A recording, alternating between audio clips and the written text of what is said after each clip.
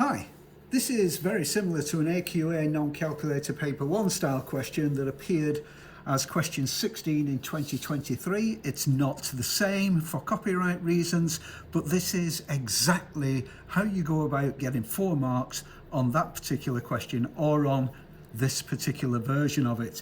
I'm going to start by numbering this as equation 1 and this as equation 2.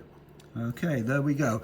Right, so the best thing to do when you're doing simultaneous equations is to tell the examiner what you are doing, just in case you make an arithmetical mistake.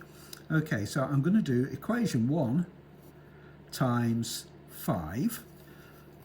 What I'm trying to do here is get these two to be the same, because negative and positive, if we add the two equations together, if they're the same, they will cancel out. So I want these two coefficients of y to be the same. So I'm going to multiply this equation by 5, and I'm going to multiply this equation, equation 2, by 4.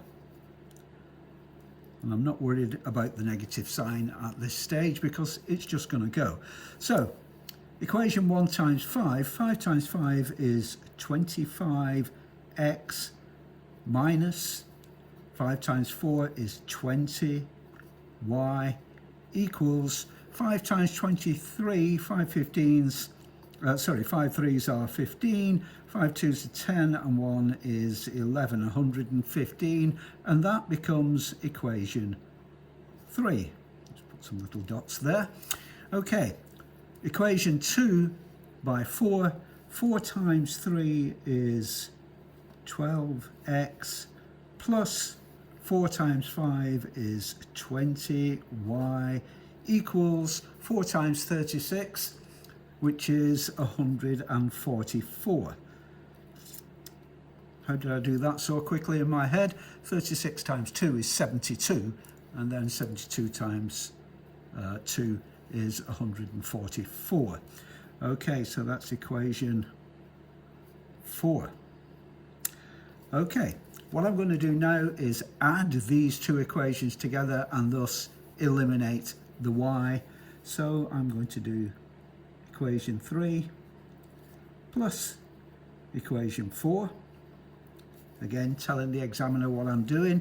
So I have 37x, rather odd number to work with, but there we go. 37x equals 259. Okay, and what I have to do now is solve this. Well, I'm going to have to divide through by 37 because I want x by itself. I'm trying to find x, so x equals 259 divided by 37. Now, I have no idea how many times 37 goes into 259. What I do know is it's very unlikely that this is going to be a difficult division because this is a non-calculator paper. So let me just think about this. If we use 40 instead of 37, I know that 7 40s is 280. And 280, as it happens, is 21 more than 259, and 21 is 3 times 7. So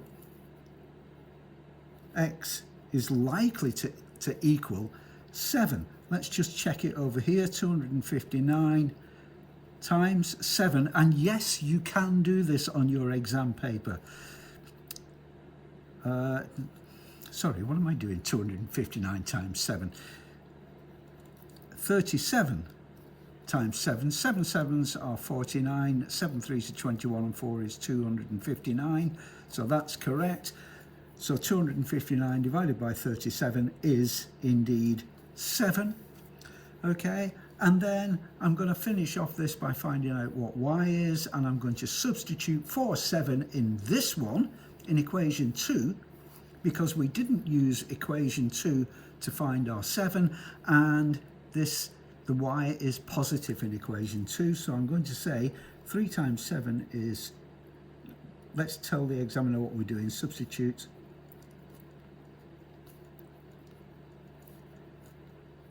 4x in 2. And we say 3 times 7 is 21, and 21 plus 5y equals 36.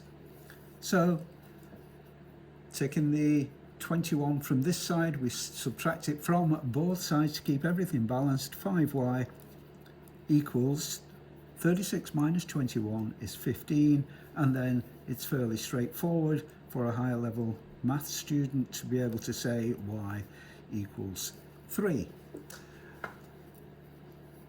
I don't know whether you'll have the time to do it in an exam, but it is always useful, if you've got that time, to check. And what we do to check this is we say check in equation 1. Check in 1, x is 7, 5 7s are 35,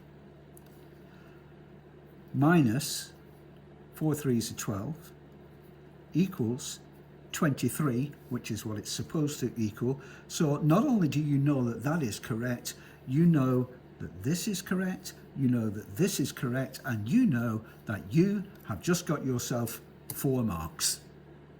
Okay, there we go. I'll see you in the next one.